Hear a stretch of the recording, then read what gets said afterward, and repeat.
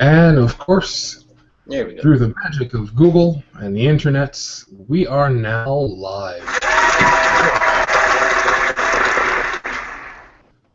What's up, people? It's Motovloggers Behaving Badly because it's Tuesday and we got nothing better to do. So thank you for watching. And without me flapping my gums, I'm just going to go right through the line and get everybody to say howdy doody. And we'll start off with Vans Watsanata. Nunning? Love it. Mr. Suffolk Andy. Yeah, that can I just say hello, YouTubers? Suffolk Andy reporting in from God's own sheep shag and County Suffolk. Nice.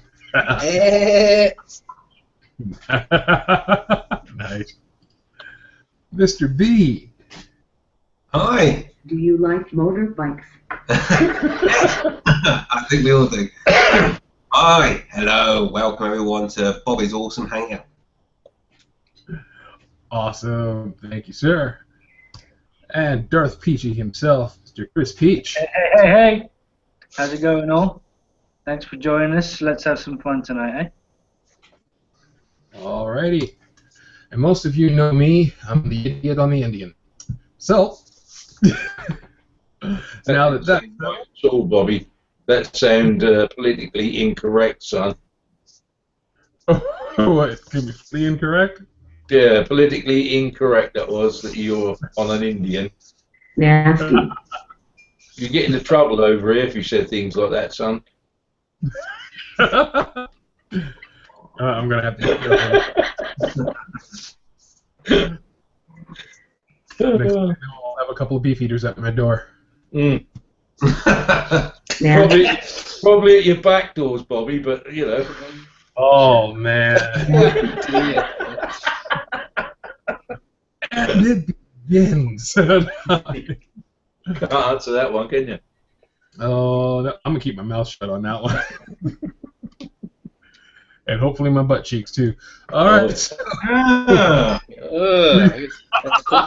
That'd be Paul Scratchings. Scratchings. Like a bloody cesspit, man. Yeah, this is already starting off to be draw. What they call it, Paul Scratchings. Oh, no, you want them hanging at your ass, I'll tell you. Oh, man. I don't work in a candy shop, so I don't need my fudge nicely packed. Anyway, we're going to go into...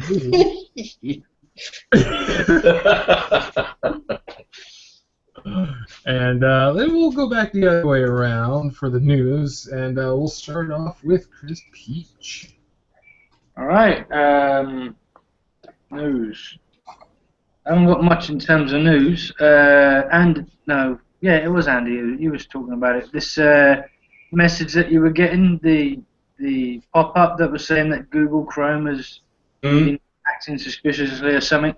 Well, you know, I said the other week that I ignored it. It popped up again today, and I've been having some issues with comments on YouTube, and it seems to have fixed that issue.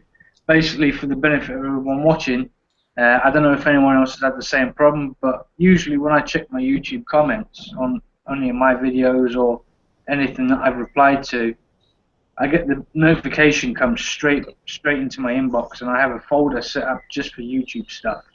And for the last 2 or 3 days, I've not been getting any notifications. The little bell hasn't been giving me any notifications. The whole thing closed up. So today, I got the pop-up again, and I checked out the certification, and it's all legit. It's from Google. And basically what it does is when you run that program, it basically disables all of the extensions that you've got running on your browser. So I did that, re-enabled the extensions that I'm using, like the one for the Hangouts, for instance. That's one of the ones they're going to be blocking, by the way. So I re-enabled the ones that I use for now, and it seems to be working. And my topic for tonight is, if you could play any character from the Star Wars universe, that's books, movies, games, you name it, in a new Star Wars movie, who would you want to play and why? Okay. It's a bit hard for me because I've never watched one of them. Wow. Make a name up. God, I actually think we should go for that one because I'm a bit of a geek, as some people might know. Where's your stormtroopers today?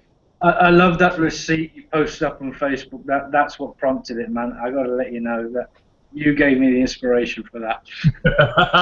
Nice. Oh, man. I'll be the stormtrooper showing his bum. Or his pants hanging off there. So. I'm actually, Star Wars character. Good. yeah, I was going to do my Stormtrooper thing today, but I've been moving things around on my computer because I changed some drives recently, so I just didn't go looking for it. So I got my old standard back up. But yeah, I got that topic down, and I already know who I'm going to say. We'll get to that in a bit. All right. So, Mr. B, any news for us this week? News tonight is my son's come down with chicken pox, which has been a nightmare for childcare. And also I disabled my ABS on my bike. Seen it. Yeah. By the way, Andy, you could have summed that video up in about 2 minutes, and then you sort of you repeated the video. You said all your reasons why you was actually riding it, and then you get off the bike and you started all over again. I thought, oh fuck, I don't want to listen to this again. Yeah, well, it's YouTube, and some people need more, don't they? Yeah. So, yeah. I think I've covered it anyway. I'm not doing a response video to it, that's for sure. I think it's fair enough, mate. I think I That's can fine. understand why you've disabled it, and you know what? It's your choice, mate. And if that's how you feel more comfortable, good luck to you. Yeah. Yeah, exactly that. I've never had a bike with ABS, so. No, same as you, mate. Nor have I. I've never driven a bike with ABS ever. Well, no, it's saying with a car. You know, I know with a car, but if it's icy, we get a lot of ice on the roads. You put your foot on it, the bloody you just won't stop. Okay, Yeah. the first bike I ever had with disc brakes was a ZZR. Every bike I've had before that has been drum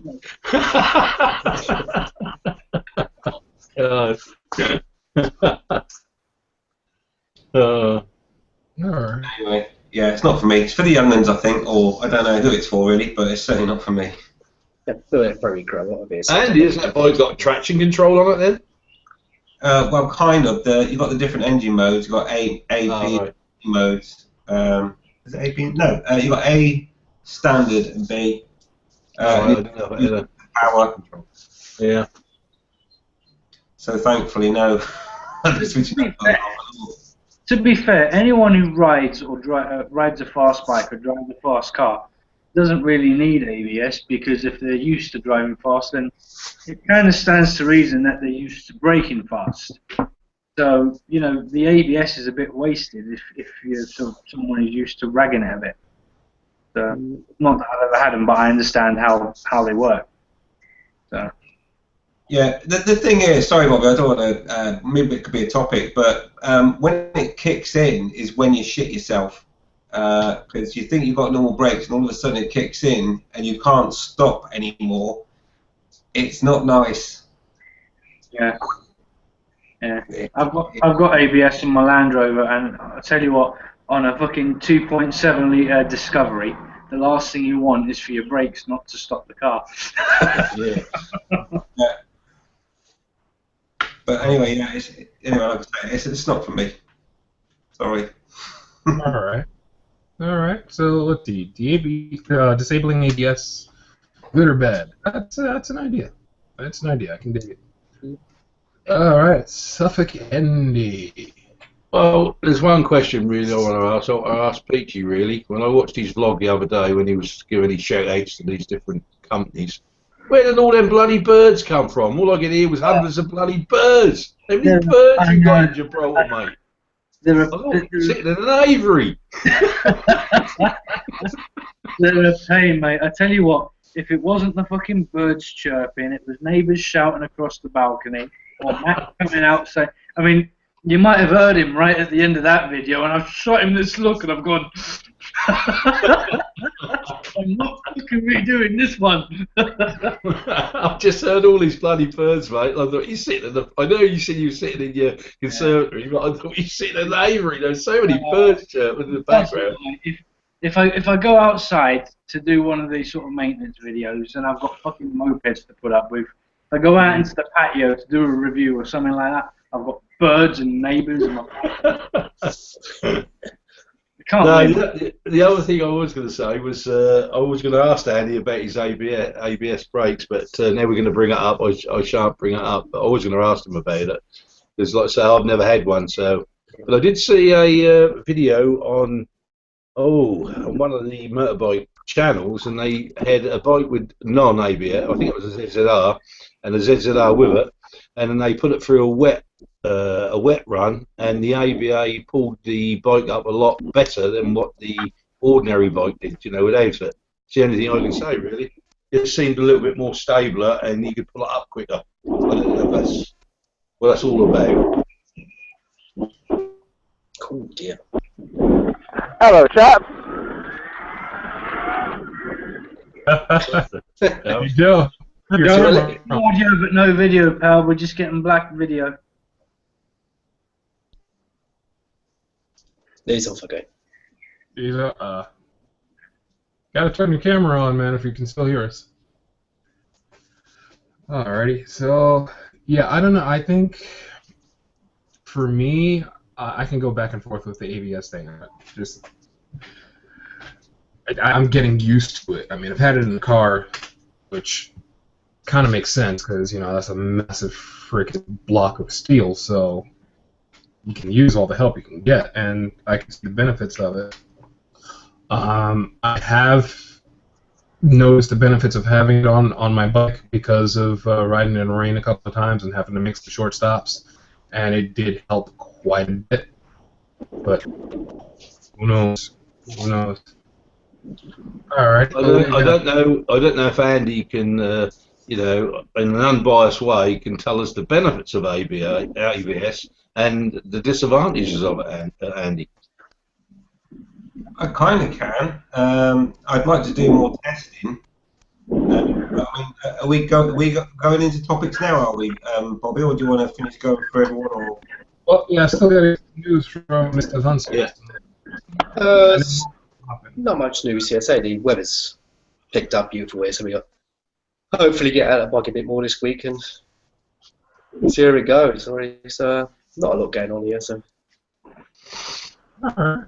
But we were told before we went live. Yep. It's doing a little bit better. And, hopefully, you got a chance to get out there. Yeah, I'm off tomorrow, so I should be able to get out and get some miles on the bike. All right. Very cool. Very, very cool. All right, so we're gonna hit topics in a moment, unless Joe, since you're riding right now. Yep, I'm riding. You don't have your camera on, dude. We can't see you. Yep. My camera's off. What? Yep. Hold on. I'm at a red light. I'll change it. You're in a minute. Thump, smash. No, he doesn't have insurance. Is that better? No. Can you guys see my camera now? No, no camera. No camera? Oh, well. All right, so I'm going to get the Q&A because it's done. And let's see, Bex88 says, hey all. Hey Bex. Hey Bex. Hey Bex, sorry about your radiator, darling. Well, she got problems again. Well, I've just seen the notification for her email popping just before I joined the Hangout, so I haven't watched the video yet, but it seems so. Alright, is there a camera now? No. Now, what we're getting to, God damn it! we're getting a black screen. It's transmitting something, but no picture. No picture. Yeah, it's just black. We can, but we don't give. Just see your logo. Maybe try pulling the camera out your exhaust pipe. That might help. Yeah. Or at your So take the lens cap off. Yeah. There is no lens cap on my cell phone, mate. Ah! Take it out of your Alright, pocket. there's a red light. I can change some shit. Oh God! All right. Oh, green light. One, That was quick. Lane splitting. We're gonna flip by. Riding in Orlando is not a good idea for me, guys. I have become a very aggressive driver. There we go. We got video. We got video. We got a picture. Yeah. Yep. you speed Yay! It was like having radio motovlogging. Yeah, we've got a great picture of the road and a bit of your speedo. Yeah. Alright, hold on. I'm going to adjust that real fast. Oh, please don't crash. Oh man. Oh God. Just dropped my phone. I caught it though. I caught it. That'd be hilarious. You can see it Oh, coming. landed right to my left. Hold on. You guys got You're gonna see right it. now. You're gonna see a plimsoll go flying past in a minute. Don't walk into the light. Oh my God. This is crazy. This dude looks like he's about to hurl. Wow. All right. Before you go out in the blaze of glory, please just be careful. Oh, There we go. There we go. There we go. No. My Okay, God. guys. All right. Live motovlogs right here on Beast Riders channel. There you go. Live footage. This is how we do it. Yeah, you're a little bit too close to that truck. You might want to back off a little bit. No. Just a wee bit. Fuck no, Andy. Safety advice whilst riding. Last minute bit of advice. Dodge. Come on.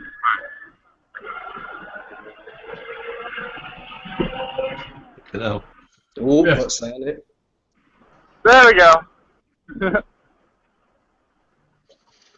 I hate it, by the way. Hey, that's pretty cool, Joe, that you can transmit that live. That's pretty cool. What's that? It's pretty cool that you can transmit that live. Yeah, I'm in a really good 4G area, so I'm using my cell phone data plan, which I'm unlimited, so I really don't care. Just do me a favor, man. Don't die on my channel. But then you'll get so many subscribers. I don't want them that It'll just be a sacrifice I'm willing to make. It might Those are seem. the coolest. At least it would be archived forever. Dude, I would rather have fewer Oh, fucking subscribers. Squid didn't wave.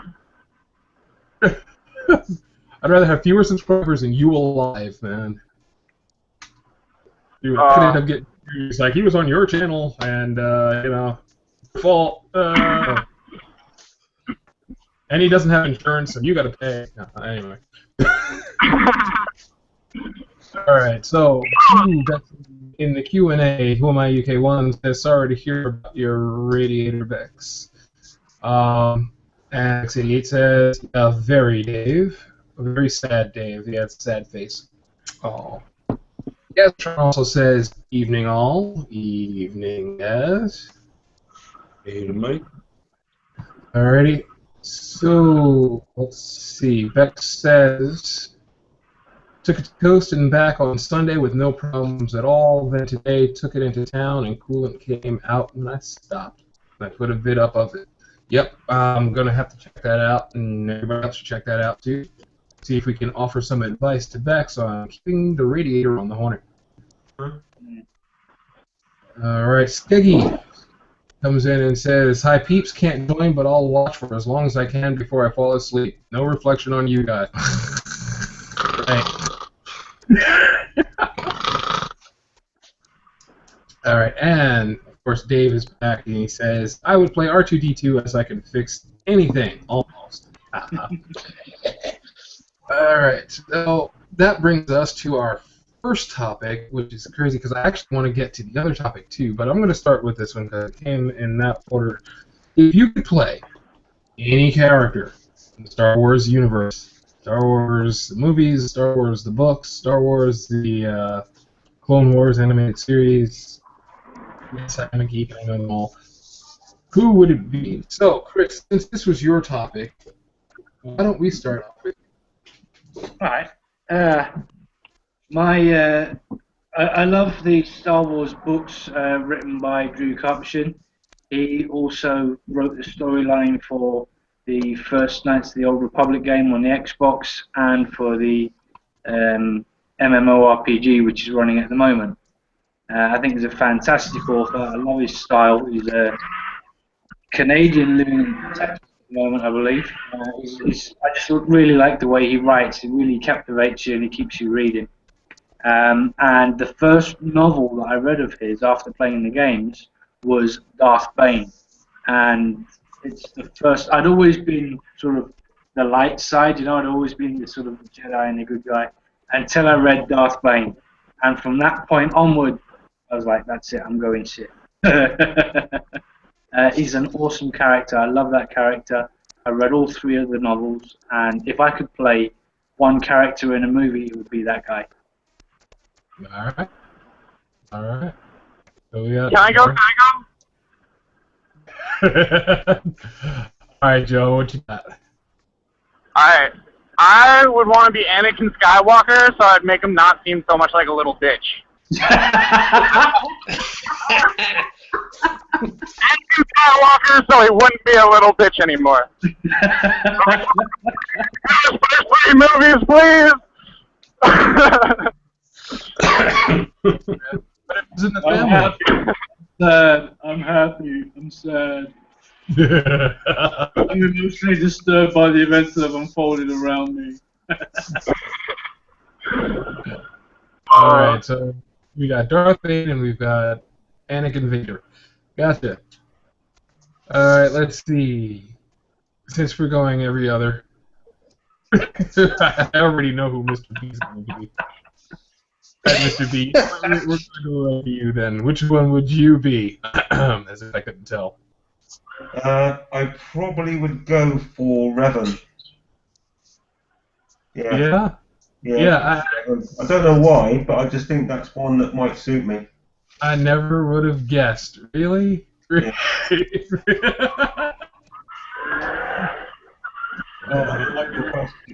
Yeah, So Revan's got personality syndrome too. See, so then we end up being buddies, but I'm going to wait until the end to give mine. So, Suffolk Andy, you haven't seen any of it or read any of it, but... well, what I'd say is that, is it Darth Vader, is it? Yeah. Because he gets more sex than anybody else, because he is your father. Burnt off in the lava. So, that'd have to be him. He's the only one who's ever had sex on Star Wars. Yeah, although it is implied for Han Solo, but yeah. Yeah. I'll take it as a compliment that I get to grow up into you. You grow up and just be like me, a big old fat old boy, you'll be fine. See, Andy, I thought you would have gone for Luke because you could have possibly shagged your own sister. See, I haven't seen it. If I'd seen that, Andy. Can I change my mind? I think I look damn sexy in that slave outfit.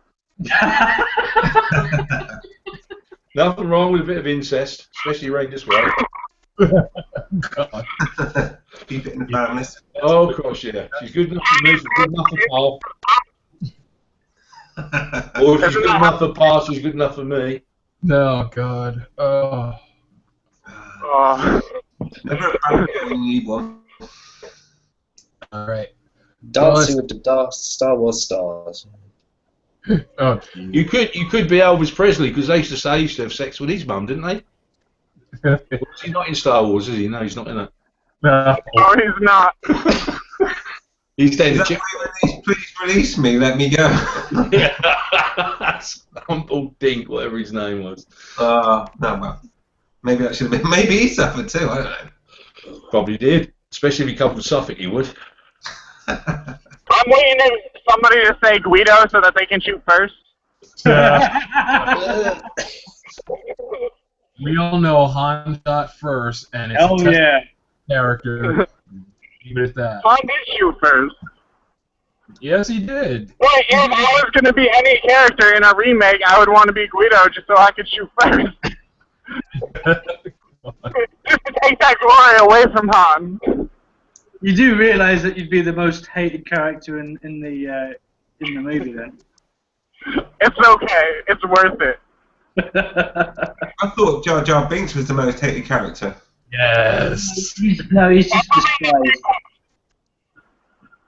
Oh my god, I hate Jar Jar. You know what they always say? He who shoots first gets all the babies.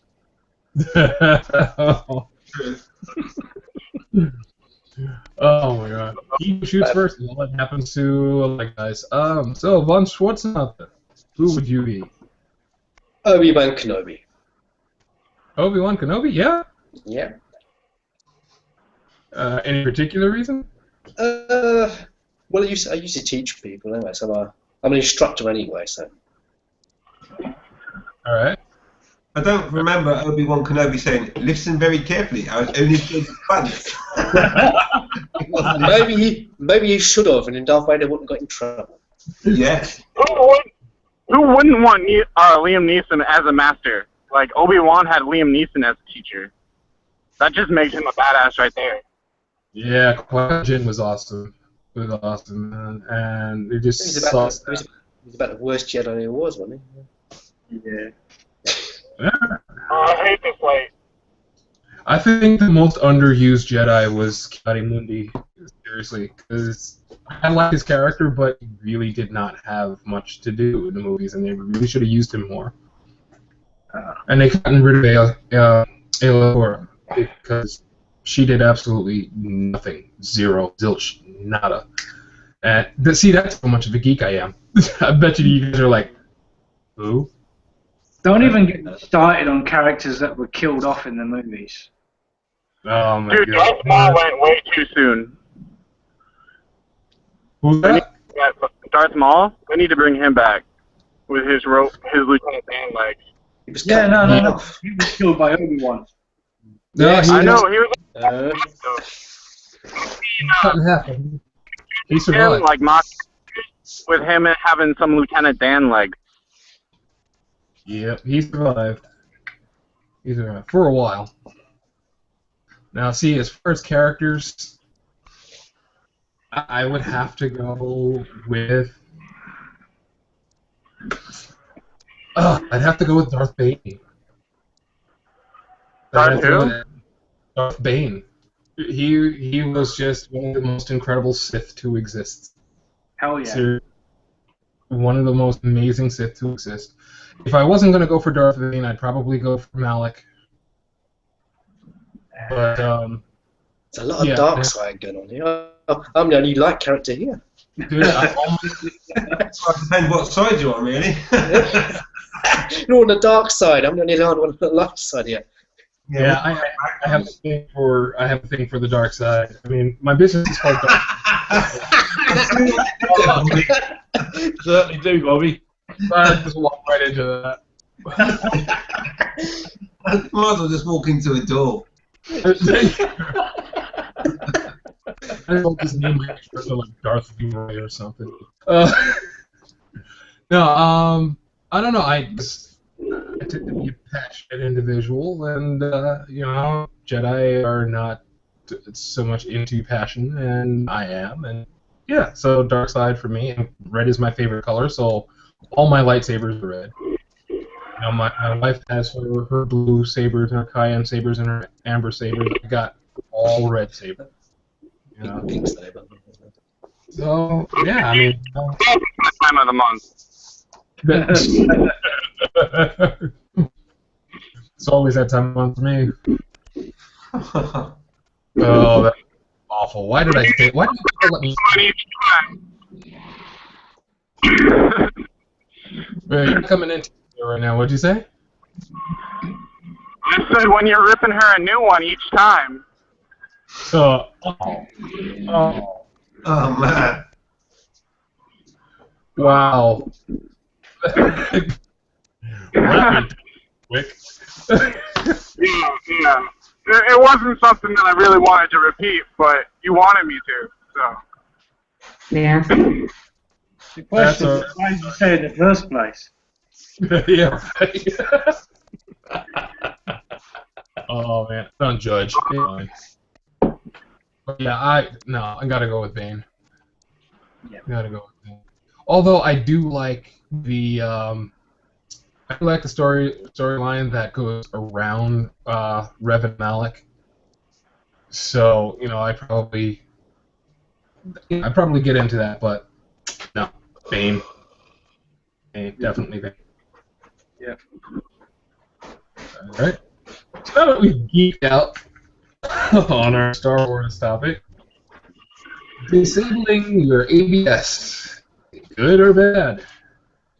So before we get on a new topic, I'm just about to go to work, and I'm going to show you guys where I got a job, because that's new news.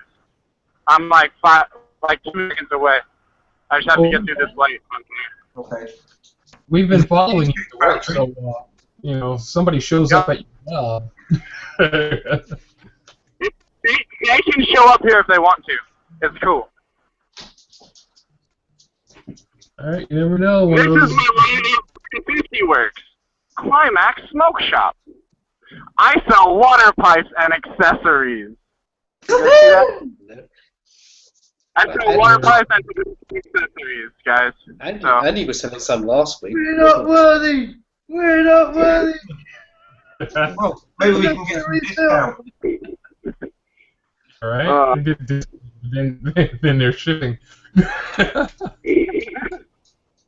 He's a rocket angel. Anybody have any questions on water pipes, hit me up. I will inform you. Master. You got it. I think that's ironic, that you've got into a smoking shop. Yeah, I have previous knowledge, years of experience. He hired me.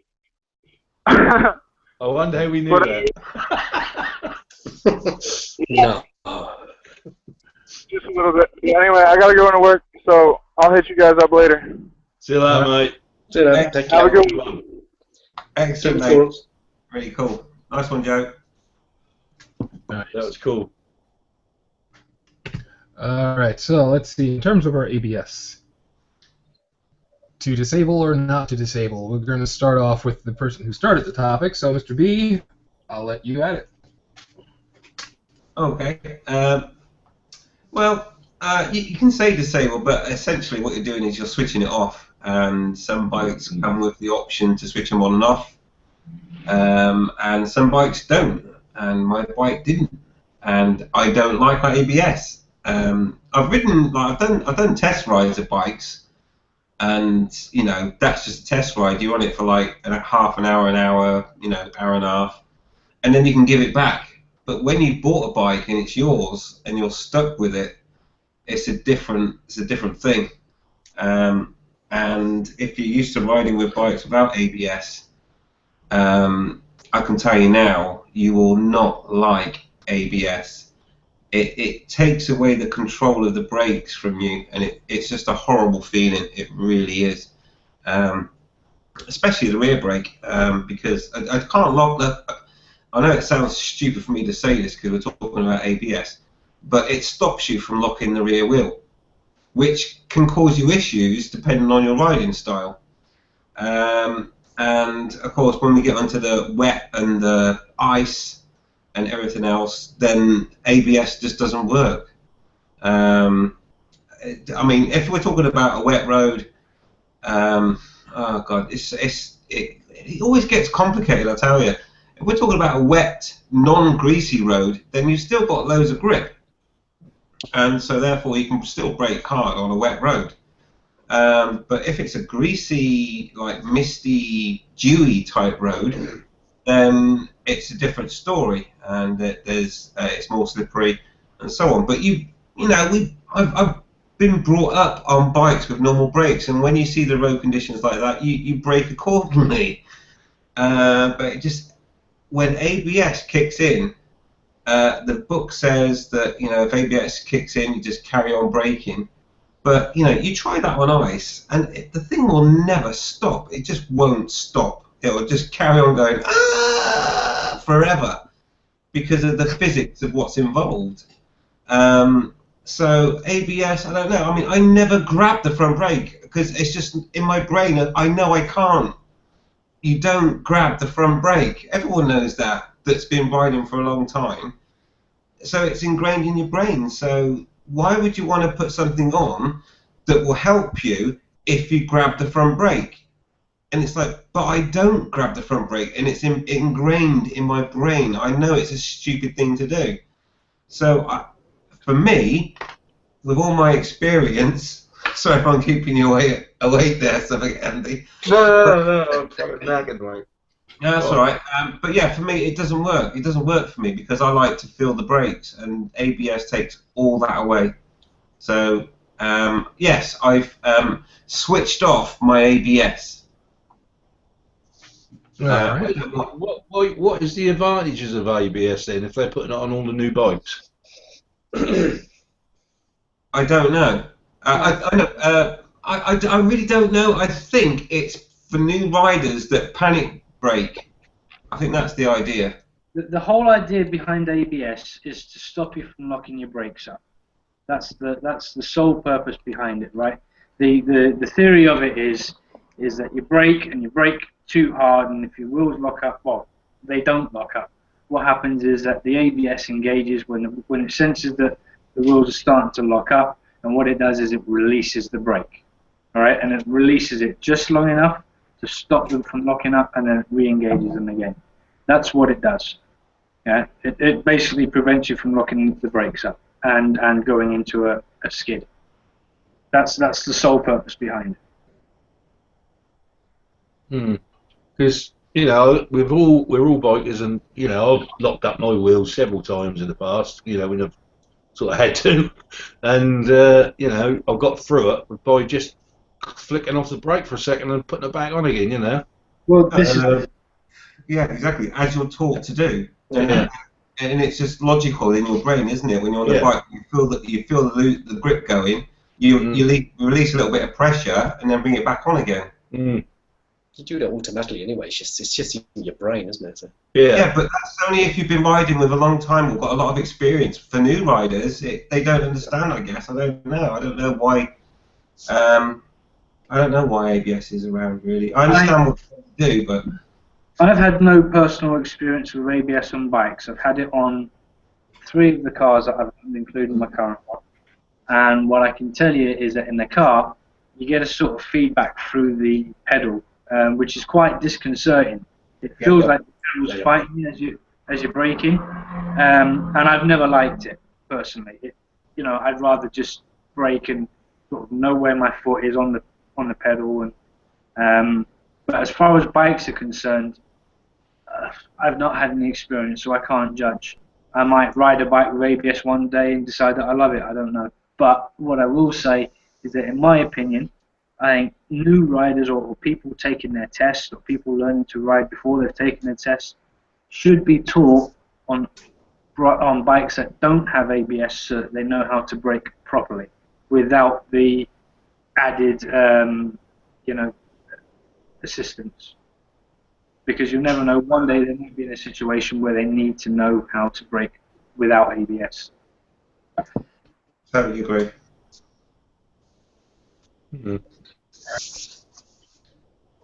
Alright, so you got your on that, unless you want to go a little further with it.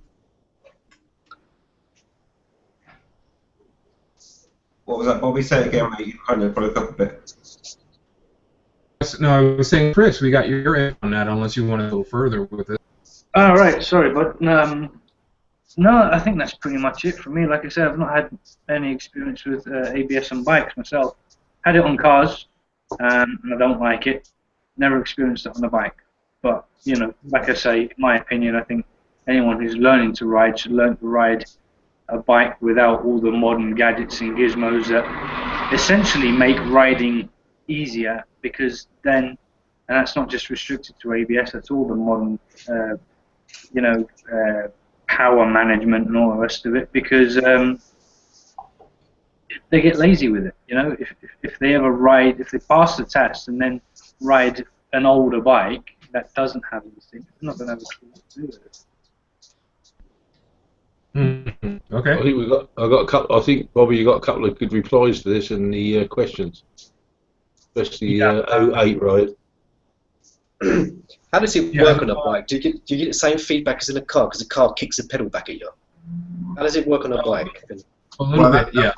That's what my 09 does on the rear brake pedal. You go, it's just horrible. It's like you've got no brakes anymore. Yeah, that's horrible. I wouldn't want that. No. I know it's a car, you push the car pedal down, you can feel it kicking back at you. Yeah. Well, you wouldn't want that on a bike, though, would you? I mean, it's pretty disconcerting. I'm a control freak, and when that happens, you think, I've got no control now. We let go of the brake. It's a horrible feeling. Let's say when I was doing, we always touch the first brake. You touch the brake first to preload the front brake. Yeah. Push the weight on the, then you touch the front brake. You always touch the rear brake first. Exactly. Yeah. That's how we were taught, and it works fine. You can really, once it starts biting, you can really get some grip on it. Exactly. Get a lot of weight on the front wheel. Yeah. Just touch the rear brake, push the weight forward, then get on the front brake. Yeah. All right. Well, in the Q&A, Jusoto77 says, Mr. B, would it be fair to say that you don't have much experience with ABS or different ABS systems? Well, I've got quite a bit of experience with ABS, because obviously I've had cars with ABS and everything else. But I've never found an ABS system that works in the way that I would expect. I mean, for example, most ABS systems, especially on bikes, they work via a solenoid, which is a kind of an on and off thing.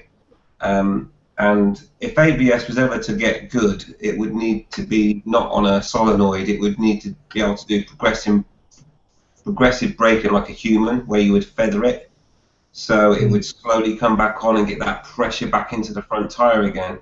The trouble with the ABS, well, I'm saying now on the MT-09 because I don't know about all bikes. I haven't stressed them out that much. But then it was the same on the Triumph Street Triple, the what was it? The V-Strom, with some other ABS bikes where I managed to get the ABS to kick in, and they all seem to be on like a solenoid where they just go on off really hard, which causes the front wheel to keep slipping, and eventually, if you try and then you have to try and figure out where you can feather it to get it so that the ABS stops kicking in, so that you can get your grip back, and it's just out of control. It's crazy. And the only way I could get the ABS bikes to stop quickly was to try and feather it, although it says in the book that you shouldn't. You should just hold on to the brake, and then get proper brakes back again where the ABS isn't interfering, in my experience. But what I think ABS needs is something that feathers it back on, so you can get that pressure back on the front tyres again. And I think that goes the same for cars as well. I mean, I've tried braking an ABS car sometimes in slidey conditions, let's say, whether it be ice or whatever, snow, and if you just push your foot to the floor, it just goes bonkers and nothing happens. You just keep going. Whereas if you had control of the brakes with your own foot, you could feather it better. So I think I've got a fair bit of experience of ABS, and all of my experiences so far aren't pleasant. Okay.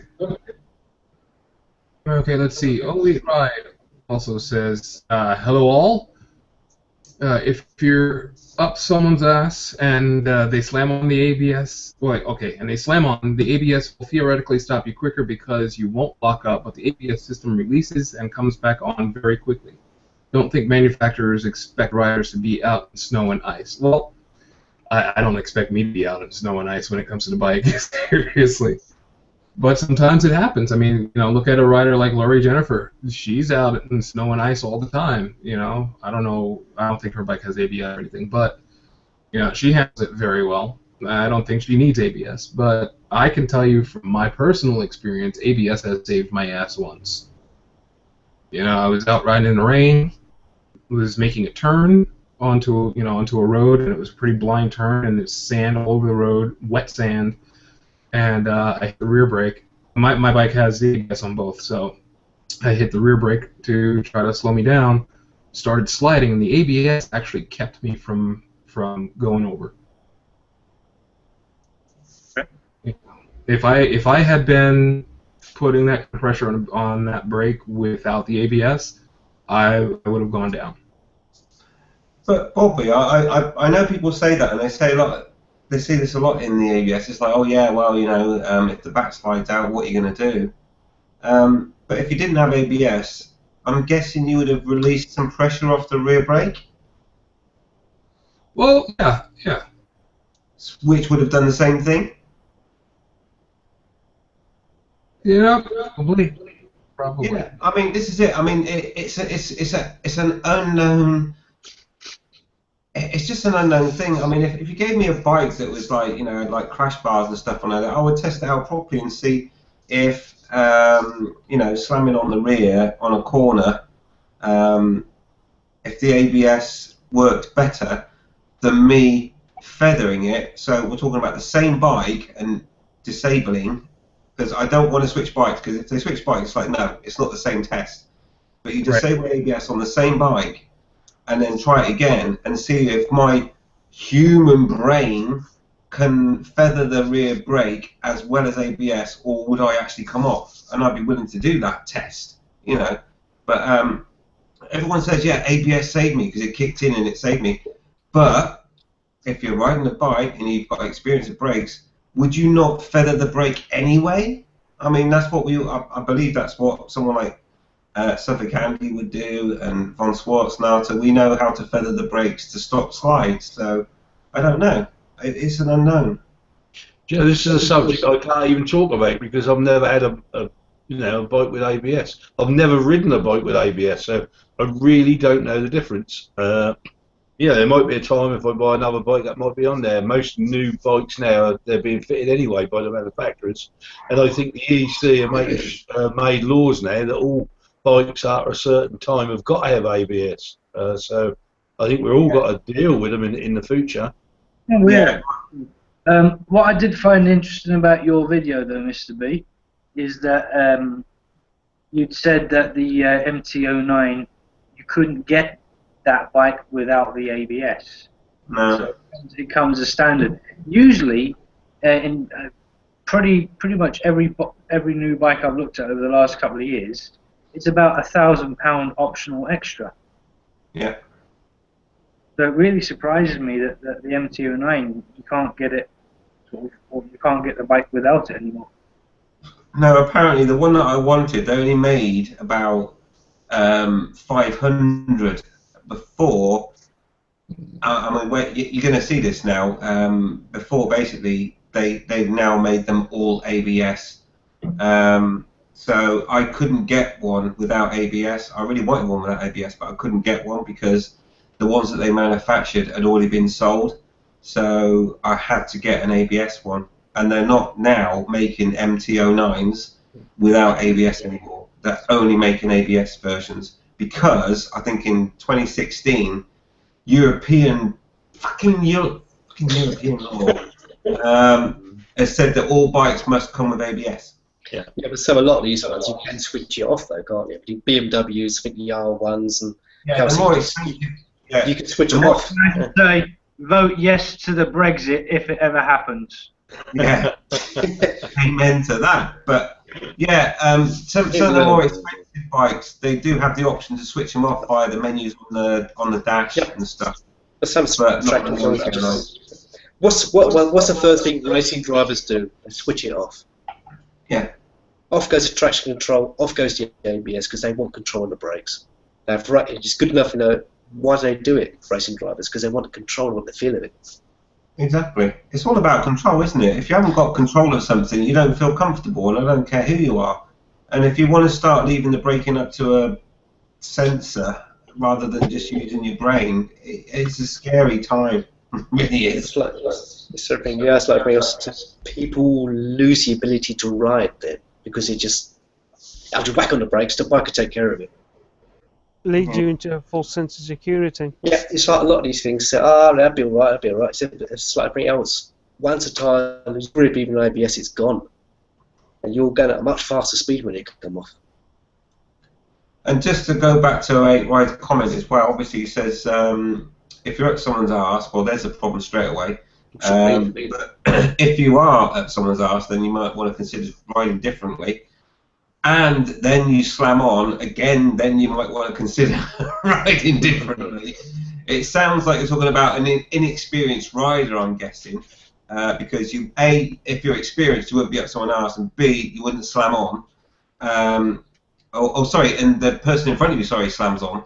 The ABS will theoretically stop you quicker.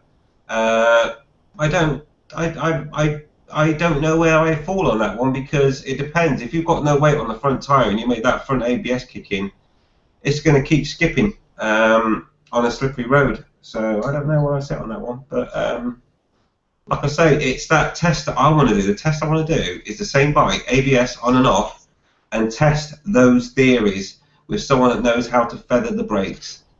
And we'll see where it goes from there, really. It's a bit gimmicky for me, and I think it takes away control from experienced riders, and I think it's the experienced riders that will complain about these rider aids, as I call them. New riders probably won't know the difference because they'll get on a bike with ABS right from the get-go and probably won't be none the wiser. Whereas experienced riders will have an issue with all this electronic assistance. All right. That makes sense. So let's see, back to Moto also comments here, and he says, my teacher encourages me to do stops and other things so I know what I'm doing in a pinch. That is fantastic. That is fantastic, and I wish more instructors would do that. I mean, in a lot of the courses they give you that, the quick stop, like one time maybe. And you have a certain amount of time to stop, so you've got to be able to grab both brakes and yada yada. But they don't teach you what to do in a skid, which thankfully, when I learned the first time, I didn't learn from an actual instructor. I learned from a friend of mine that I was riding with that had been riding for like maybe 20 years before I was born, and he taught me. So a lot of these instructors really need to get this stuff out there to the people who are riding. The only issue that I've really the main complaint I have about all these gadgets and modern aids and things is that they add so much more that can go wrong with your bike. Right? I mean, they're all tiny little sensors and tiny little epoxy wires. One of those wires comes loose, or sort of, you get a bit of dirt on the sensor, so it's sort of not getting an accurate reading or whatever, and that's your ABS. That's your braking system has gone to pot, isn't it? Yeah. So I'd much rather have the, mechanical braking system, and I know how to brakes. I know how to change the brake pads, and I know that if I've done my job right, those brakes are not going to give me any problems. But if you're riding along and you've got some mud or dirt or sand or whatever up from the road, there's no guarantee that that sensor isn't going to get hit by a stone or something. And how do you know while you're riding along that the ABS is going to work? I mean, like I said, I've got no experience with ABS and brakes, but on bikes, but I just don't feel comfortable with it.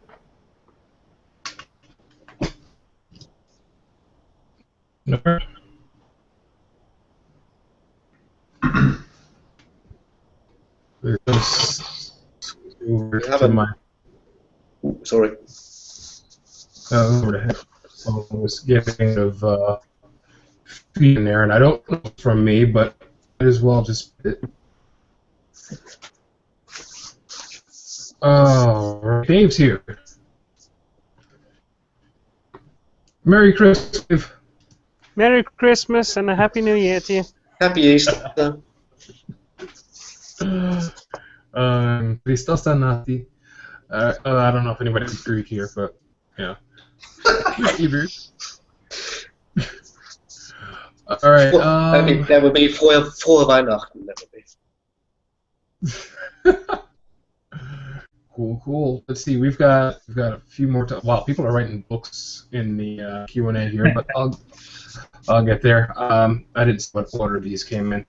So JSoto77 says, I understand where you're coming from, Mr. B, but not all new riders have the experience of some of us. Also, newborn riders, the brakes these days aren't the same as those years ago. However, I have to agree with your preference. All right, so there you go. You've got a supporter. Rides. I don't like to make sides on this stuff. It's not about making sides and who agrees or disagrees. It's I'm concerned for new riders that, as Chris said, that if one day the computer malfunctions and you're left with normal brakes, how are they going to cope? And it concerns me a lot. And I think normal braking, and someone mentioned it in the Q&A as well, about they taught how to deal with skids with normal brakes, and that still needs to be part of your learning. And then, once you know all that, then yes, if you want ABS, go and get a bike with ABS, or switch it on and don't switch it off if you want to, if that's your preference. But I really think people know how to ride a bike manually without any assistance. Sorry, Bobby, I'm going to steal your thunder there a second. Giusto's just posted a comment there on the Q&A. He says, Chris, a lot of bikes these days are so powerful that the only thing keeping them stable is electronics. Would you not agree? And I've got to jump in and answer that, because no, I don't agree with that.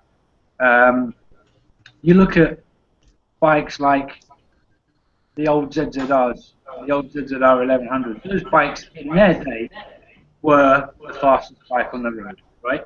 And they were mean machines, and they were, ridden to the same sort of levels that the modern bikes are ridden today, okay? Probably with less traffic. Now, you look at bikes like the ZX12, for example. Now, my friend, Mr. Badger Martin, he's got a ZX12. In the last 2 weeks, he's had a problem with his battery, right? We were going to go out for a ride the other week, and he had a dead battery. He changed the battery, he went out on it, no problem. On this Saturday just gone, we were going to go out again, and guess what? He's got a dead battery, right? Now, there's obviously a problem with his bike there, and it needs to be sorted, but he's getting, the point is he's getting an error reading on his dash when he turns the bike on. Had that been my Bandit or my old ZZR 600, I could just bump start the bike, no problem, right? Roll it down the road, stick it in gear, and the bike will start up. With the modern technology all these bikes have got, you've lost the ability to do that, because they need to go through all the pre-flight checks and engage this and turn this on and this, that, and the other, that you can't bump start them anymore. Yeah, and that's one of the things that we're losing from riding, is the ability for the rider, for the owner, to compensate. And this is my only, like I say, my only issue with all the modern electronics on bikes these days, is that they're making them too dependent on electronics. And I'm not against the idea. I think that there's definitely a place for it, but I think it should be an option, not a given. It's like throttle by wire. I watched what was it? Jimbo Boardman's Race to Dakar, and one of the bikes on there, he had throttle by wire, and as soon as he pulled out on the final stage, his engine started to rev up. No matter what he did with his throttle, it had told itself that he's on full throttle. Now, if you've got a cable on there, the only thing that's going to stop it from, the only thing that's going to give it full throttle is if something is physically stopping it, rather than a sensor saying, "Oh, you're on full throttle." And he had to go through a system of holding a button down, put it in gear, switch it on, pull it all the way forward, pull it all the way back, pull it all forward, all back, and a few other things before it resets itself. Yeah. Now, just the whole idea of understanding and controlling a bike is by the feel that you have for it. When you're letting the bike do it all for you, theoretically, all you got to do is treat it like a moped, where you just twist the throttle on full and let the bike take you forward at the speed that it thinks is safe for you. All the time when you look at motorbike racing and stuff like that, I think there was something happened on World Superbikes. I think Tom Sykes, they had to come in to get tyres because it started to rain about 4 laps to go. He came out and he was in the lead, and the next thing you know, he comes over the line 9th, and that was because the sensor must have let water in and he could only rev the bike to 9,000 revs. Yeah. So it shows that, you know, if he hadn't had them sensors on there, he'd have won that race. But it shows that some of these, you know, how many times do you see it where these racing bikes, they're in the lead or they're doing well, and they just cut out because the sensor is fucked up, you know. Because the technology is so advanced on some of these bikes now. You look at some of the BMWs and whatever, all the stuff on them and all the stuff, you know, if any little thing goes wrong, you can't, like you say, you can't bump the bike or anything else. You're just knackered, you know, because of the technology. And it costs a fortune to fix as well. Oh, yes. Yeah. Imagine that though, riding down the road if you had a proper screen, right, and all of a sudden you needed your brakes or the throttle or whatever it is you wanted, and the screen comes in, "Oh, sorry, software error. Please restart your fucking motorbike." It's like, fuck, I'm trying to stop here, you bastard. Please turn the bike off and on again. Just ridiculous. Oh, totally terrible. Never buy a window. I think I agree with you on that one, Chris, that from Jasuto 77, the bikes are so powerful, so what you do is you ride accordingly. The only thing that keeps them stable is the rider, unless the rider is inexperienced, and then it's probably the only thing that's keeping them alive. So what you need to do is you get riders properly trained before they get on motorbikes. Yeah, I'll tell you something. You get the likes of the new Kawasaki Ninja H2, right? And that's got all the modern tech on it that you want on a bike if you like it.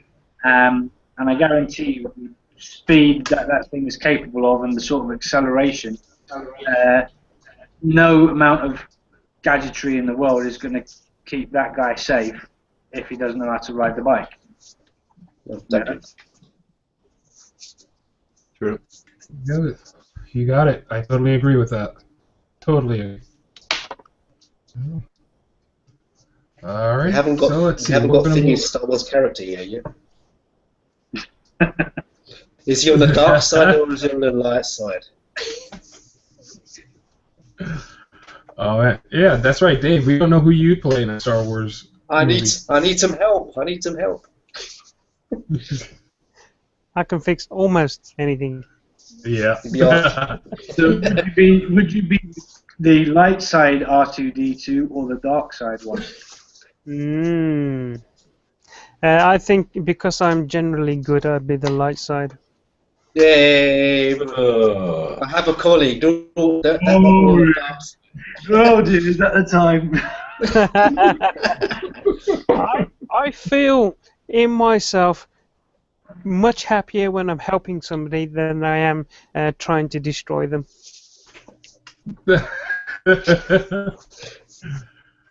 Oh man, see, I don't know. I like people. Now we are too. See, I was Obi-Wan Kenobi. So. See, I like helping people. I like doing good things and all that stuff. But no, you're not going to tell me that I can't be passionate about it. So no. Dark side, baby. Oh yeah. Not this rotten lot. We're on the dark side. Yeah. Even on the dark side. Well, if you're on the dark side, just remember there can only be two: one master and one learner. So, how many of you are going to have to kill yourselves? No, that's more of a guideline than a rule because that's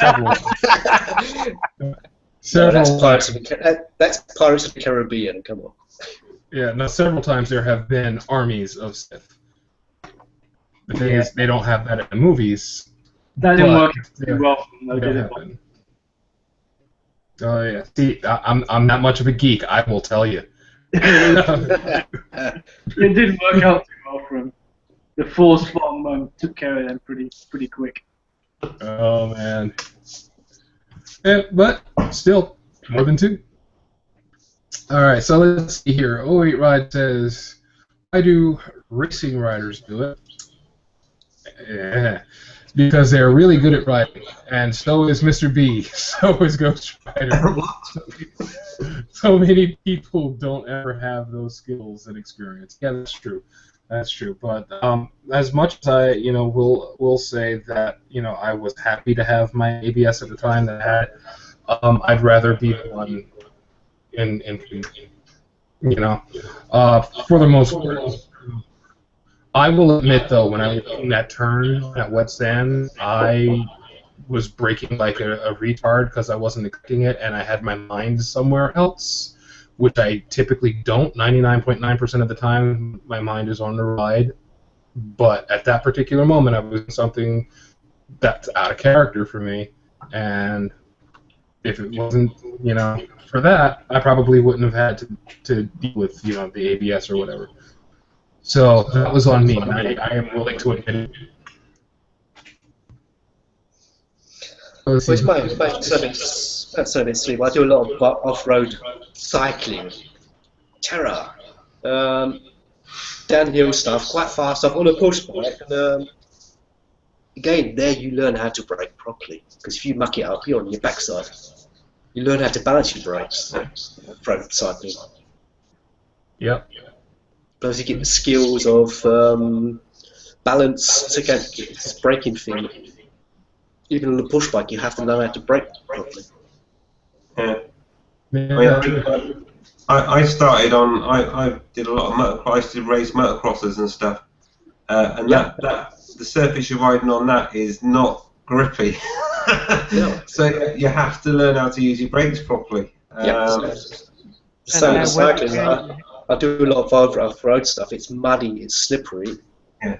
Wet grass is fantastic to learn on. I've been on my backside so many times on a push bike. You learn how to balance your brakes. I bet you don't get ABS on a motocrosser. No, it's just saying. Have you ever seen ABS on a motocross bike, on an off-road bike? I can't imagine that would ever happen. It just wouldn't work. No. No. But yeah, I mean, it is about experience, though. In answer to 08 Ride, I'd say I'm okay at riding. I wouldn't say I'm like really good or anything, but I'm alright. But yeah, it's about experience, but training as well.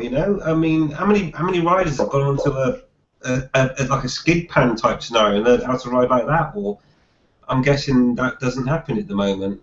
No. Some people want to ride bikes and they just want to potter around on the road. If they're not going to be riding hard and they're just going to be riding around, as long as they're taught not to grab the front brake, that will probably be good enough for them. But if you want to ride a sports bike and you want to ride fast and hard, then you need proper training on how to do that. Not your standard driver's ed stroke. What is it in the UK? The CBT. Don't say, all right, this is how you ride around a corner as fast as you possibly can. They don't teach you that. This is how you brake as hard as you possibly can. They don't teach you that. They do the emergency stop from 30 miles an hour. But yeah, so I think that it's just training. If you want to ride a bike hard, get the training. That's what I can say on it. And ABS, and then go to ABS if you want. But I think you'll find if you've been taught properly how to ride, you won't like the experience of the rider aids. All right. I'm going to see if I can get through some of this Q&A here. So let's see. I'm going to go with 08 Rides here. And this is the only time ABS ever came on in my class is when I go over speed bumps on a downhill ramp at work. Brakes don't work in midair anyway. I have to say that's true. Sorry, Bobby. What I was saying on that is the downhill thing. I might do some tests actually with my MT-09 and see what it's like for braking downhill, and I can switch the ABS on and off. And I'm going to compare distances. I'm going to try and figure out how I can do that. But I've got a pretty good feeling that the ABS is going to lose really badly on a downhill slippery surface. I would like to that. Yeah, I'll try and figure out how I can do it. But I've got a feeling I'll do it, and if I'm wrong, God, I'm going to look really stupid, but I'm going to do it anyway. But I've got a feeling that ABS is going to lose. All right. I keep hearing my voice back from somewhere. Is anybody else getting me? I'm hearing several echoes. That's why I muted my mic, just in case it was me. It might be me. I'll put my headphones on. Alright, so DJ Soto 77, new riders are not taught to ride with ABS. Which is true. When I went to relearn everything after being off the bike for so long, those little Suzuki 250s, the ass floss motorcycles, as I call them. Yeah, they no ABS, and they're really fucking uncomfortable for somebody who's 6'6". Alright, Backroad Moto says, I know guys that watch Twists of the Wrist and consider themselves Valentino Rossi. Just waiting on the crashes, unfortunately. Alright, that's hilarious, and I can agree. Although I do think that's something that everybody... Can't hear anything at the moment, by the way. You don't hear anything? Yeah, it's fine, I can hear. Yeah, I can hear it. Have you plugged it in the right port? You try plugging in the one that has the little headphones on rather than the mic socket. I can say that because he can't hear me. You gotta know where to stick it in. You gotta know where to stick it in. You're sticking it in the right hole, Mr. B. Be right back. The sound is fucked. Oh damn. All right, so let's see. What I was going to say about that was the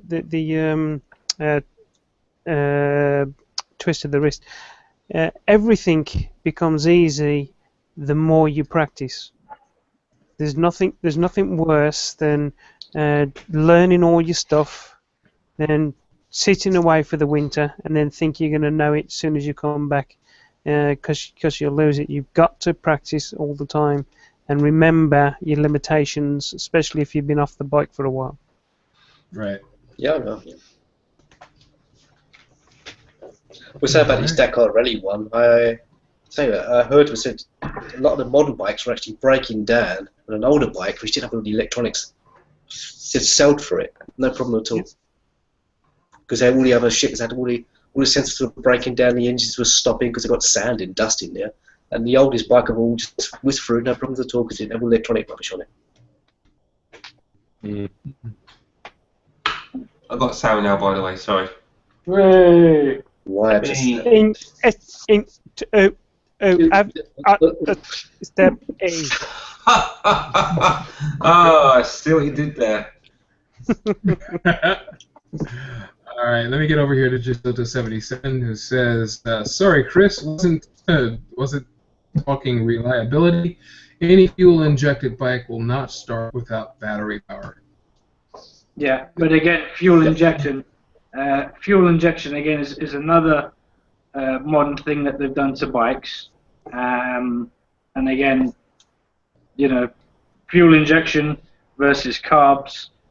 There's a lot of people that will argue for carbs and say that they're a lot easier to maintain and blah blah blah. I mean, like I say, it's another thing. It's something else that can go wrong on the bike. You know. Mm-hmm. Yeah. I have to say though, I don't miss car balancing. Oh no. But that only works really for tick over anyway. Once you go into everything else, once you go into the higher throttle settings, it's the car balancing is null and void anyway, isn't it? Yeah. Yep. It's just tick over. All right. Let's see. Shoot. There's a couple from Gisota 77. So let's see. Start with the one on top. I've had and ridden bikes without ABS. Indeed, I passed a test on one. I've also owned a Bandit with ABS, a VFR with ABS, and dual combined brakes. Kawasaki with ABS, Triumph with ABS, and Ducati with ABS, all ridden without any ABS interference. Okay, see, that's probably the sign of an experienced rider, or damn good luck. Yeah, I think though, if you'll find, if you want to activate your ABS, just stamp on the rear brake. Yeah. Then it will cut in. But yeah, the thing is, what I'll say just to add to that as well, Bobby, is that if, as an experienced rider, I had to go outside of my comfort zone to make the ABS kick in on all of the bikes that I've ridden. Apart from the rear brake on the MT-09, which just seemed to kick in whenever. And in fact, most of the bikes, the ABS bikes that I rode, I'm a prolific user of the rear brake to get the pressure down on the front before I use the front brake. And quite often I could get the rear brake to lock up or not lock up, and the ABS to kick in. So yeah, I mean, yeah, but an experienced rider will ride the brakes properly, and therefore the ABS won't need to come in. You know, it's kind of how it works. Along with your forward planning. Yeah, of course, yeah. Yep. Alrighty, so Gisota 77 again says the only thing keeping that A2 stable whilst giving it a fistful of beans is the electronics, Chris. I'm talking from reviews here, of course. Well, yeah, so am I. Well, there you go. It's the fistful. If you're going to ride a bike like that, you can't give it a fistful. No, you can't. You can't do that on. You can't do it on my MT-09. You can't do it on my Hayabusa. You cannot give the throttle a fistful. You will come off. You just don't do it. The bike will do a backflip all on its own, unless it's got anti-wheelie systems on it. So the big issue here is basically don't fist it. Don't fist it, babe. Not on this channel. No, they don't like it up them, I'll tell you. I had issues. It's funny because I had issues with my Hayabusa on the front brakes at one point, and I was riding back with a friend, and I thought, you know, that obviously this was not on a public road, but I thought I would do a wheelie at 100 plus, okay, which is very easy to do on the Hayabusa. But because I had a brake issue, I was getting a bit of binding on the front. So instead of doing a wheelie, what happened is I did a 100-mile-an-hour burnout. But, you know, this is it. You can't, these powerful bikes, you can't give it a fistful. You can't ride up the backside of someone. You can't give it a fistful of front brake because that's not how to ride.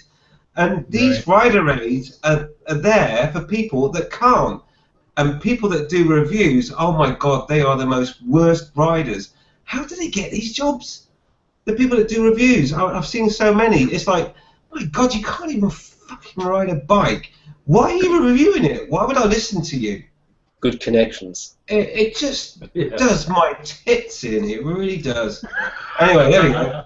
Let's move on. Let's not talk about bike reviewers. We're crying out loud. Oh, man. Down all the in, Mr. B. No, let it out. Let it go. Let it go. Oh, God. Get it out. All right. Let's see. Pete F. Hello, Pete.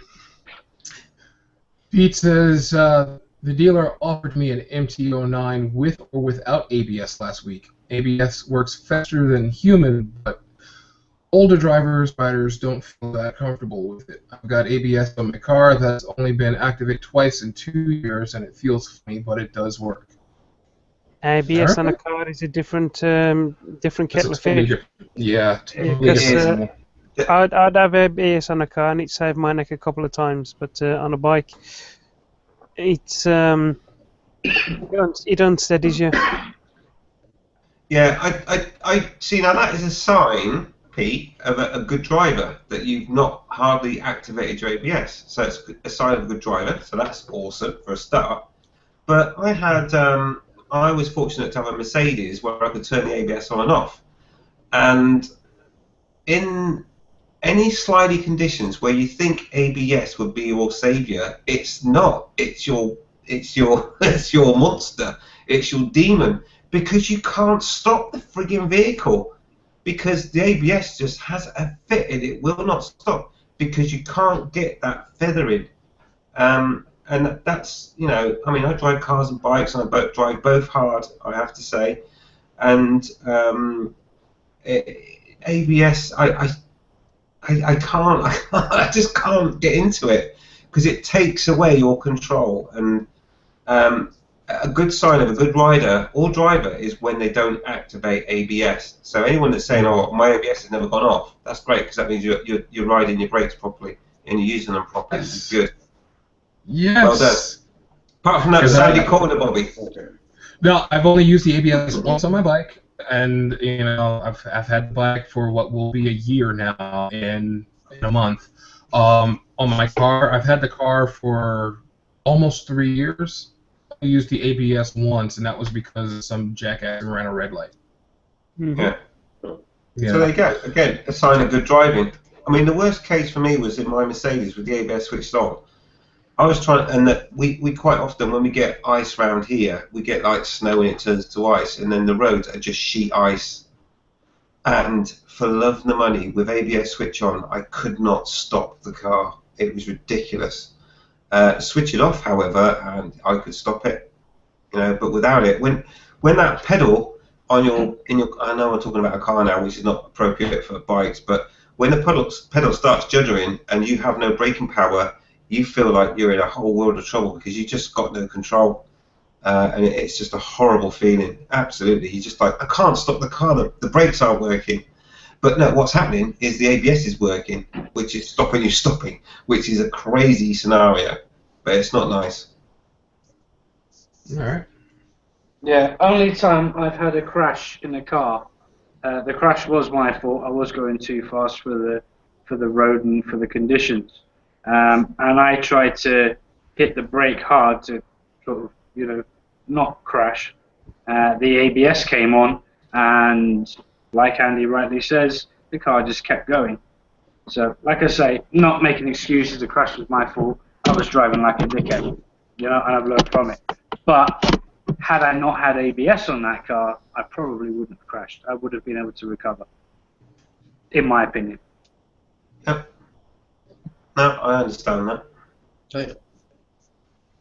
All right. So let's see. PF also says ABS should be designed as a fail-safe or safe system, meaning if the sensors fail, etc., your brake still function as ABS wasn't there. That I agree with. Yep. Yep, I'm all for that. See, Backroad Mo also says, Ride Invisible, I love your opinion. Air-cooled, carbed, and full of this. Even my new bike is just a bike, not fucking R2-D2. Well, before you got to R2-D2, I thought you were talking about one of my old RDs.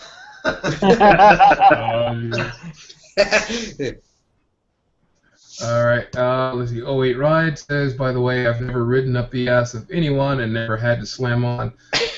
That's because I'm a... Oh. But I do commute all year round and only not commuted on 2 days in 3 years. Could be different there with the bigger bike. Not sure. Well, I think he's going to do fine, because to me that sounds like an experienced rider right there. Yeah. Because he rides all year round and he's only commuting, and it doesn't matter. He's got the experience, and that's why he's never ridden up the arse of anyone or had to slam on, because it's all about forward planning, riding invisible, and all that stuff. So 08 Ride obviously knows how to ride a bike. Riding within your stopping distance, things like that.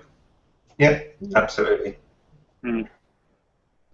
I must admit, when I was first learning how to ride, I used to go to a car park and practice my emergency stop, so I'd know my braking distance and my comfort zone on it.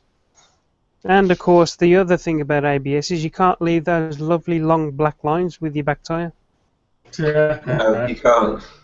On the note of riding within your distance, you know, I was always taught to ride within your headlights. All right, you wanted to be able to stop with it. That's a bit of a problem for me at the moment. If you watched any of the night vlogs I've put up recently, You can't see anything. even with the high beams on, it's a bit sort of iffy.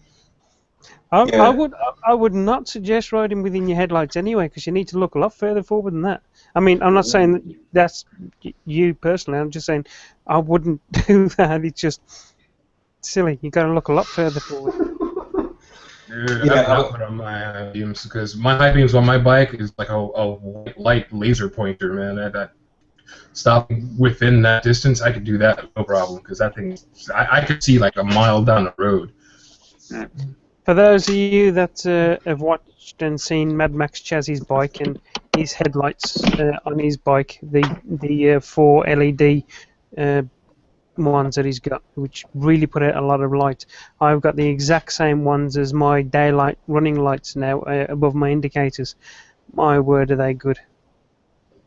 Let's look into those. All right, Reggie RR says, "Hello, my name is Reg, and I ride a motorcycle." Smiley. Hey.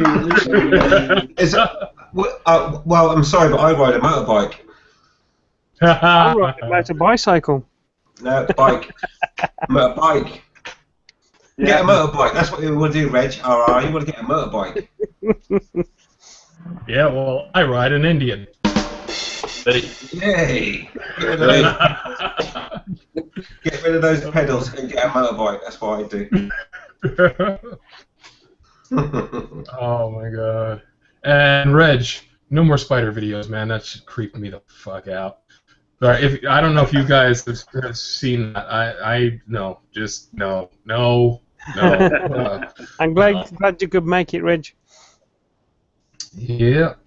Oh yeah. Oh god. Now I'm stuck on the spiders. Jeez.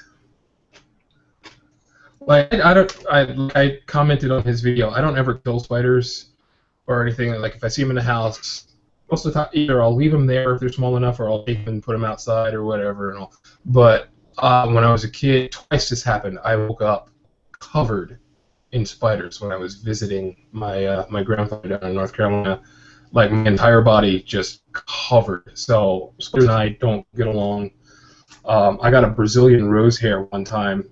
Just one of those cute little tarantulas they sell at that store, just to get over my fear of spiders. And now I can handle tarantulas, and I have no problem with that. But those little fuckers you see in the garden just come up out of nowhere, I will scream like a bitch. I'm sorry, Bobby, but you lost me when I said I had a Brazilian. Oh, Brazilian? Just don't show us, Bobby. Don't go there. Don't go there, Bobby. Doesn't matter how quick you say something after it. That's the only image in my head now. Bobby with a Brazilian. Yeah. Oh my god. Oh my god. Well, how would that work anyway? Oh god. Should we just move on?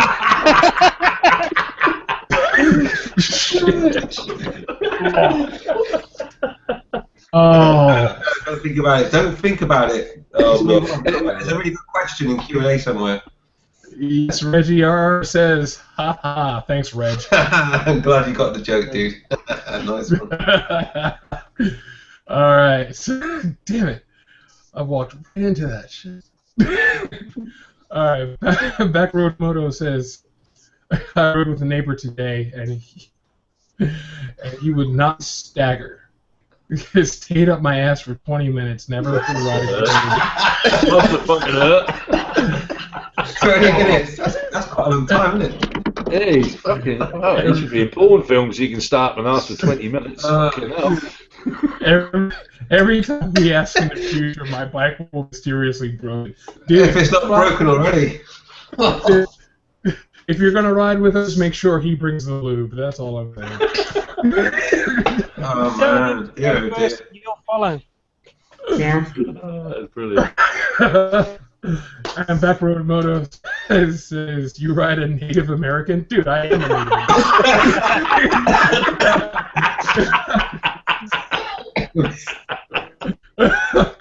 Oh, good one. Protection. Dude, you want to know about it? Ask me how. So That's a different video. that's a whole different video. Oh, That's on his other channel. wow. Well, for more information, go to YouTube/FlickMyBean and That's you, Paul. Oh, jeez. All right. So 08 Ride says, "Is that the standard Gibraltar level of training for moped riders, Chris?"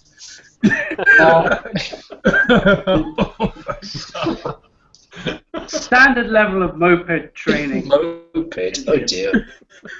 It's the following. It's the following. This is a moped. It's an awful lot like sitting on your couch, but it has wheels. You take the thing and it goes. You let go of it, grab both brakes really, really hard, and hope to fuck you don't crash. That's the training.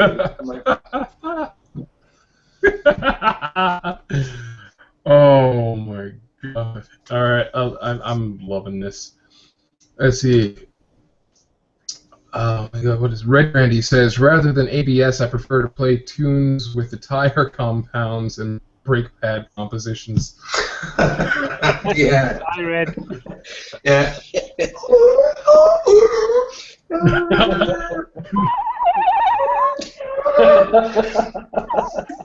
Oh my god, dude! I'm taking a screenshot of that right now because I am going to post that. Also, something we could do with a few subs because he's a new bloke. Yeah, and I'll tell you something else. Right? If you get the tyres really hot, you get a nice deeper tone as well. Yeah.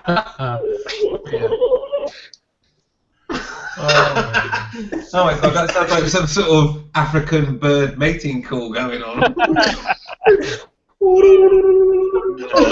That's Bobby's Brazilian. Is that Brazilian?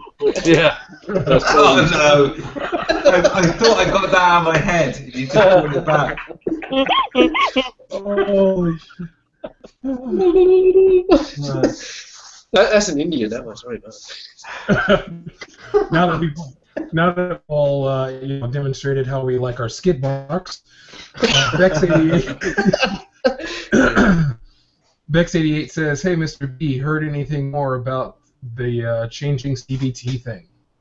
Oh right, yeah, good question. We have not heard anything yet, but we are eyes peeled, ears open, waiting to hear what's going on with the government and the changes to the CBT.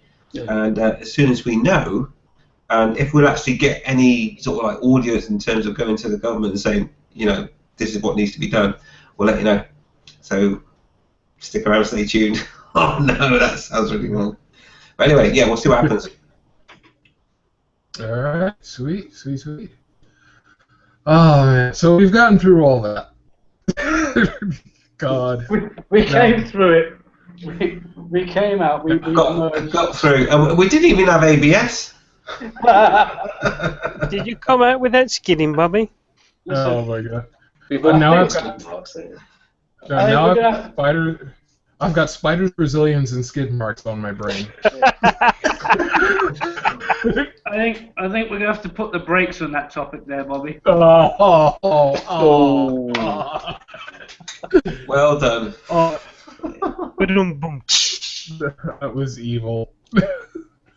Alright, so one of the things I'm planning, and the only thing that sucks about me planning this is because you guys are, over there across the ocean. But on July 5th, I'm going to be doing a Motovlogger barbecue out here in New York, and Just I'm send me already some dedicated bacon, I'll be myself. happy. Dude, I'm totally down for that, but I'm already dedicated myself to making 3 slabs of ribs, so that's gonna be fun. Yeah, putting this thing together with some really good folks. Took a ride out on Sunday with Pete Greek, Clutch First, and Fobra. We went to check out the grounds for the barbecue. And for anybody who's watching who happens to be in the tri-state area or is willing to come out to the tri-state area on a Sunday, definitely come on by, check it out. I've got a Facebook event up there. It's Motovlogger Family Barbecue and Meetup.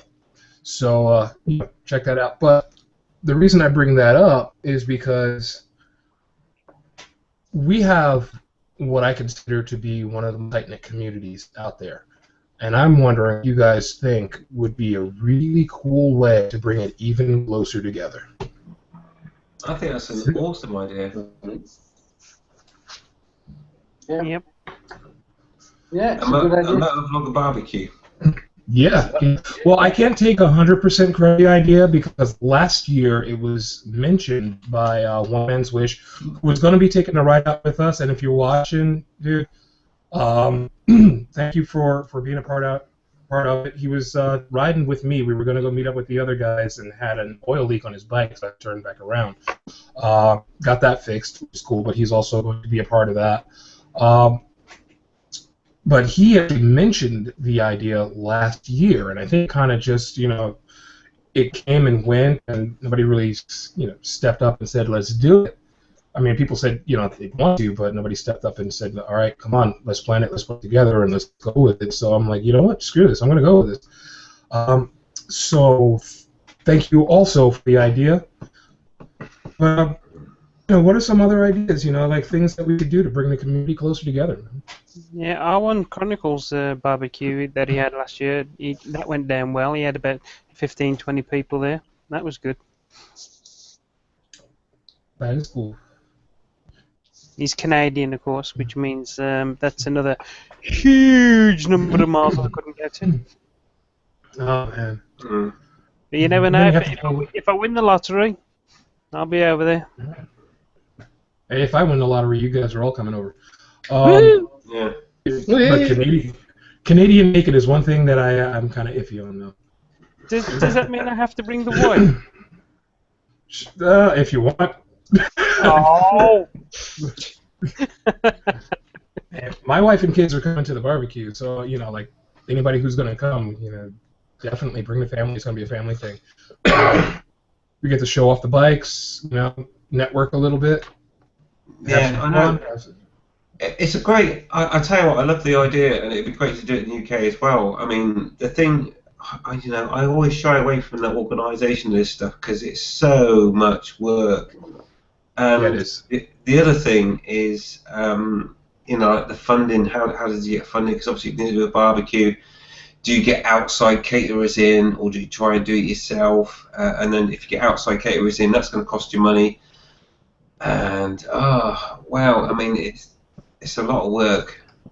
No, we're totally gonna do it ourselves. I mean, I'm like I said, I'm bringing 3 slabs of ribs. I may bring some other stuff, but yeah, I wouldn't bring outside caterers. It is definitely not going to be a healthy barbecue. I'm just letting people know that right now. You will gain about 5 pounds. That's the sort of barbecue I love. Yeah, it's just what I want to go to. Yeah. I hope everything green is banned. Everything green except the grass and trees, man. Unless they show up in a Kawasaki, right? I meant edible green.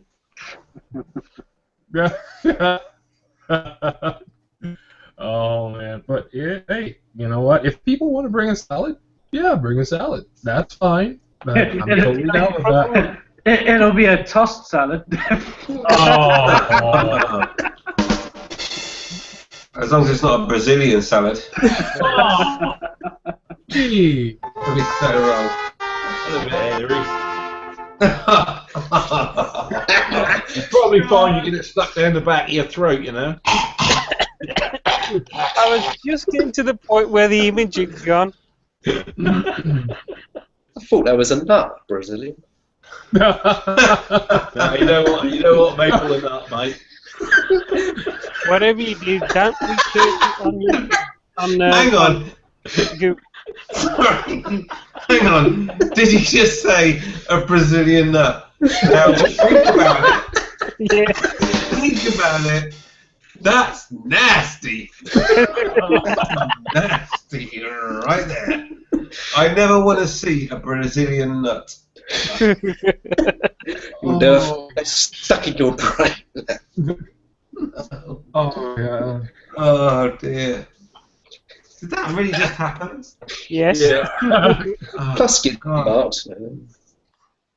So who's going to be the first to go to the store and pick up a sack of nuts? I carry my own, thank you very much. Hey, as long as it's not tattooed, you're fine. Oh dear. Oh no, there we go again. There we go. So what, solid luggage or hard? Soft or hard? Mm. But when it folds into itself, that's a whole new level. Trouble is, you don't want nuts on the chin because you'll end up with a mouthful of cock.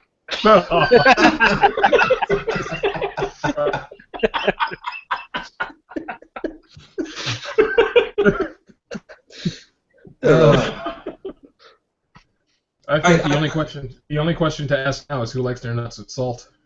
Oh. Remind me not to get my dad this hanger. Yeah. If anyone's still watching this, please ask a question. Yes. Please. We have It might plenty not of people seem- watching right now. It might not seem like it because everyone's laughing and stuff, but this is actually too painful to bear. For the last 15 minutes of the hangout, please somebody save us. Ask a question. It's like like fueling on a bike or anything really bike related. Oh wait, there we go. Reg RR says, "Sounds good, Bobby. I'll try to make it. You never know who might be there." You know what, Reg? If you can make it, get here, man. Because I am totally shaking your hand. But seriously, get here. Is that a euphemism? No. Say we try and drag it out of the gutter, and he brings it back to his level. That's it. He's getting muted. Well, as long as he brings Brazilian nuts, that's the main thing, isn't it, really? Well, Bobby if you picked up Brazilian anyway if he turns up. I know he will. if you have picked up a sack of mixed nuts from the store, you probably have a Brazil nut in there. Mixed nuts. Oh, mixed nuts. All right. J77 says, "Andy, don't give too much away." Bex, help us, please. Bex, help us. Yeah, she's the sensible one. Let's talk about radiators. Yeah, that's sensible, Bex. Please. Why don't she? Is it Bex? Is it? That was the radio thing, wasn't it? Hornet. She's got a hornet. Yeah. She's got a hornet. Hornet. Come on. That's Why don't she ever come and hang out? Check out Pete F's comment. That's hilarious. Help! Yeah. Oh my God, Pete. Yeah. Pete. Wait, okay, go. wait. I've got to do it. Give me a second here. Wait. Has your style of vlogging changed? You can't stop laughing now. Hey, it's a serious question. It seems to be serious, Bobby.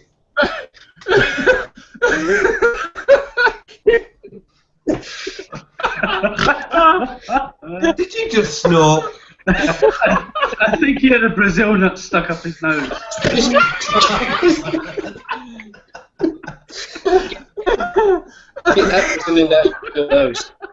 That's another image I need to get out of my brain. Bex, you're not supposed to be at our level saying ha ha. You should be bringing us out of the gutter. Please help us. Oh my God. Alright, Max, help us, please. We need you. Oh man. And Reg RR says, "You sick nuts." Yes, we are. Wow. Anyway. So what about that question from Pete? Are we going to answer that question? Yeah, how many times have we asked that question? I just feel like I should never have brought that question up in the first place. I don't know how long ago that was. I can answer that question. Yes, it has. Yeah. Oh, it totally has. Yep. Oh my goodness. If any, I've got something to tell you. If anybody is watching this, there is a meet up at the Ace Cap on Sunday. Cool. I think wish I could make that. I think the Idiot Collective have got a meet up at the Ace Cap on Sunday, this coming Sunday. Yeah. Yeah. Yeah, I'm hoping to go to Wyvern's chip run if I can make it, so I'm going there instead. Is that on Sunday? No, it's on the Monday, but I can't afford to go 100 and some odd miles south and then go up north as well in the same week. Monday's a work day. It's evening. Holy shit. He does them at night. Yeah, he does them on the evening. It's 8 o'clock, I think. Or 7 o'clock. Wow. Depends what times they're hearing. It'd be 8 o'clock my time, 7 o'clock your time, so you're cool. It's a bit of a trip for you, Chris, isn't it, really? Yeah, I mean, I'm still waiting. I mean, you know, we're talking about all this bike technology. I still want a gadget on a bike that can instantly teleport me from Jib to the UK, because that would be awesome. Well, if you had a drift, all you got to do is put your hand over the camera, and then when you take it off again, you're here. Yeah. Man, I tell you, man, if we could get rid of this gigantic bucket of blue piss between me, I'll be riding with you guys in a minute. Let's see. Someone to win the lorry. Backroad Moto here says, have you ever rode with a bag of Brazil nuts on your back and a spider in your pocket without ABS? All the time. All the time. I will tell you this. I have not had a spider in my pocket, but I have had a spider in my helmet. And, yeah, I was pretty surprised at myself that I did not freak out and crash the bike. I was just like sitting there going, shit, there's a spider on my helmet. No, there's a spider in my helmet. Lifting the visor, just like waving around, like, get the fuck out, get out! Yeah.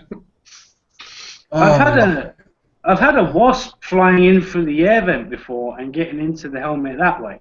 The visor was down and it came in through the air vent on the top. And this fucking wasp flying around inside my helmet. Yep, that's what I was going to say. I had a wasp inside my helmet as well. So it's stuck in between the cheek and the ear. Yeah, that's it. Yeah, right there. What the fuck is it? With me, the wasp got the side of my neck and it decided to sting me. I was surprised I didn't crash the bike. It just went.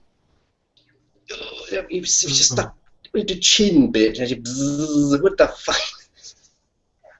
Oh my god. No, wouldn't handle it. No, that's on the old GP1000, that one. Get out of it quick. Get the bloody helmet off.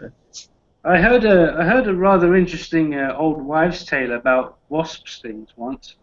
Apparently, to alleviate the pain and the swelling, all you have to do is rub a Brazilian nut on it. Yeah, Bob is miles away. Oh my goodness. Wow. Just wow. Alright, let's see. Gisoto77. I've got ABS, a 6-pack, by the way. Abs. It's keeping cool in the fridge. You've got... Okay. Dude, if you're not going to share, don't tease us. Seriously. Because I could use a beer right about now. You know what they say, if you bring them, you got to bring one for everybody. True. Oh, yeah. There you go. And I don't drink, so you can give my extra one to Mr. B. You can have mine as well, because I don't drink either. So. He's got 2 now. Yeah. I don't drink, but is he fuck having mine?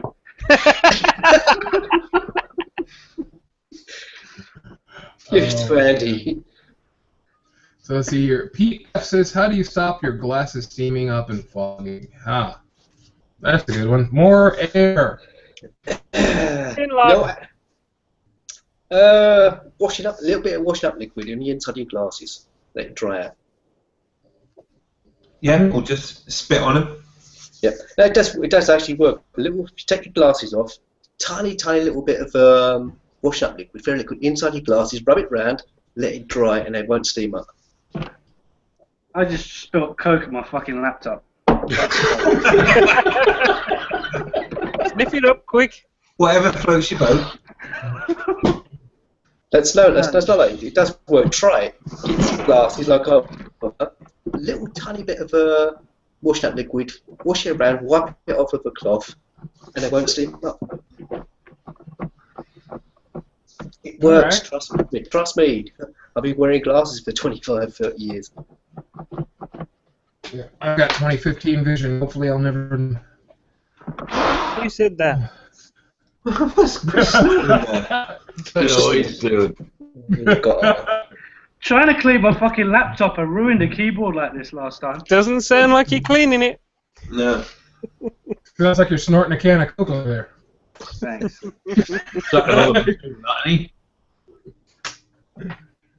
Oh my goodness. Alright. Seriously, are all a bunch of nuts. I don't know about you lot.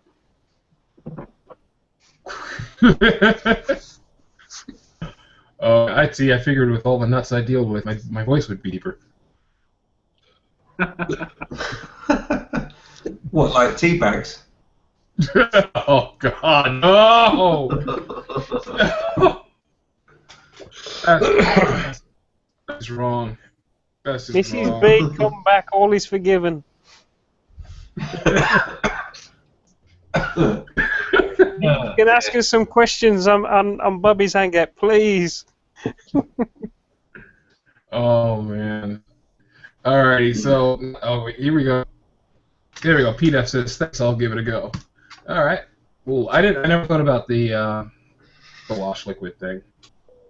Although, I have this mirror in my shower that's supposed to be fog proof, and yeah, it fogs the moment you turn the water on, so I tend to put soap on it, and that clears it up for a while, at least for that shower. So maybe the same thing will work with glasses, who knows?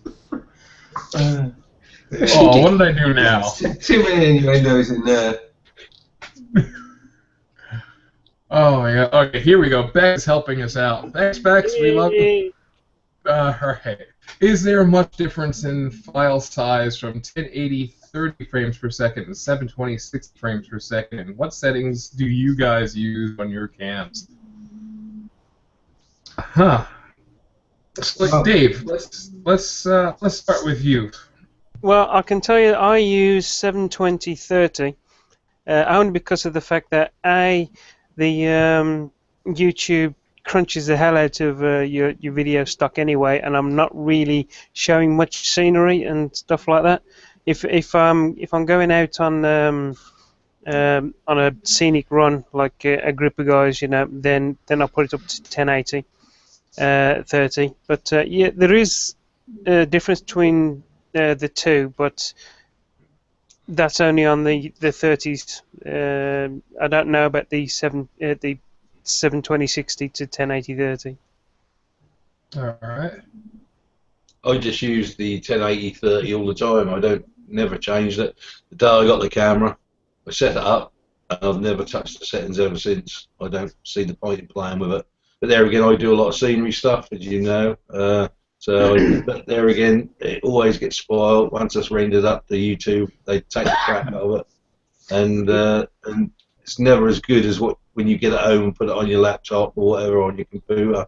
It looks really good. It looks like it should go on telly, but it goes up on YouTube and doesn't look half as good. So I don't know. I just use that because I can't be asked to play about with the camera. When you set it up, and you left it, do you mean your secretary set it up for you? No. Wow. No, cameras, you got to remember I was a photographer, so I do. Yes. I was being facetious. I know, sir. I know, Well, sir. and only for comic purposes, of course. Oh, of course, sir. Yes, but anything. Yeah, on computers and that, no, I have to get somebody to help me with it most of the time. But no, I just use that. It's a pity that they do destroy them when they go on YouTube because they'd be so much better, you know. Yeah. There is a big difference in terms of the file uploading size, and I mean, I know that Andy last week was talking to someone about the type of file that he uses to upload. Who was it? Metalhead, wasn't it? Yeah. Yeah. So I don't know too much about the different file types and exporting files. What I do is I do my editing on Movie Maker because I can't get on with the other programs. But in my case, because I use Movie Maker and I upload the movie file, is a massive, massive difference. If I'm shooting a 10-minute vlog, then round jib, yeah, sure, I'll stick it on 1080. Why not? Because you want to see the outside. And a lot of people that comment, they like when I'm riding around jib, they're seeing jib. So yeah, fine, all right. If I'm doing a 20-minute maintenance video, then I'll do it in 720 because you don't need that much detail. And also, a 20-minute video at 1080p on my internet connection takes about 2 days to upload. Oh, shit. So yeah, there's a huge difference. It's also down to how you render it in the first place as well. Because if you do it as an AVR, you're on a small one, you're on 600 megabytes. Where if you do it on an MP4, the exact same film would be as little as 100 megabytes. Yeah. Yeah. I do it on MP4. I've been switching lately to MP4 because I get sick of sitting and waiting.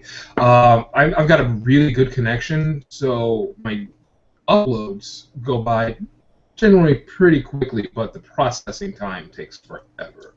I used to shoot. I started out shooting 720 at 30. I never did 720 at 60, but I moved to 1080 at 30, and then I started doing 1080 at 60. Massive difference, and I think there's more of a difference between file sizes with the frames per sec than there is in the like the actual picture size. Well, so, theoretically, it should double it, shouldn't it? Yeah, it should. Yeah. So, yeah, if you're shooting at 1080 or 720, there's a difference, most certainly. But the major difference is going to come in the 30 frames a second to 60 frames a second. So I do 1080 60 right now. So big file. I render them pretty quickly. It's just that damn processing. It also depends on what computer and what equipment you're using as well. You know, if you've got an up-to-date computer or a laptop, that will do it quicker than an old one. You know. Yeah, and the editing software too sometimes is a big deal because I used to use iMovie because it was free and already on my Mac when I first got it, but now I'm using Final Cut Pro X, and I definitely like it. Definitely like it a lot more. There are a few things that I have to do by hand now that were just kind of, standard presets on iMovie, but have a lot more control over it, which I like better. But I've just, the last few videos I've done, I've just been learning, and I dig it. But I don't know. I hope that answers the question, Bex. But let's see. What do you think, Mr. B? I'm the same. Go on. Sorry, carry on. I was just going to make a comment to something else, but you carry on first. Yeah, just basically I do 1080-30 and sometimes 1080-60 depending on the camera, depending on what I'm doing. And then of course the rendering makes a big difference. I always render in the highest possible quality because of YouTube, crunching it down to crap basically. So it's the H.264 is the format that I use. At 60 frames per second, and then YouTube crunches it all up, and you get what you get really. So upload the best resolution I can, and and then YouTube will always push it down. So if you upload a low resolution, it will get crushed down more and be less good quality. But I'm fortunate. I've got a really good internet connection. So like 2 gigabytes is 2 gigabytes is some of the file sizes that I upload. You know. All right. I will say that watching them back as well. If you're on a phone or something like that, and you can get your 720 at 60, it's a hell of a lot different to watching it at say 380 or 360 or 480 or whatever it is. Because sometimes if I've got a lot of internet usage, which sometimes I do, I have to watch my YouTube videos on the lower settings, and you don't get the quality. You get to hear the sounds and everything, but as soon as you go on to 760, my word, it's good. And Bobby's got to go, so sorry, I'll cut you. No, it's okay. I was just looking at the time. I didn't even realize the time. I've actually got to be picking my kids like now. But we had 2 other things in the Q&A. I have taken a screenshot of those just in case, so that we can hit those next time, because it is late and I need to get the heck out of here.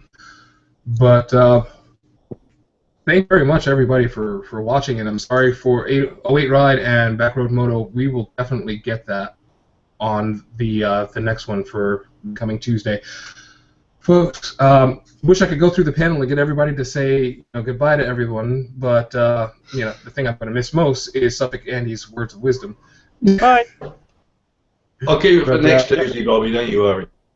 All right, perfect, and we will definitely get to that.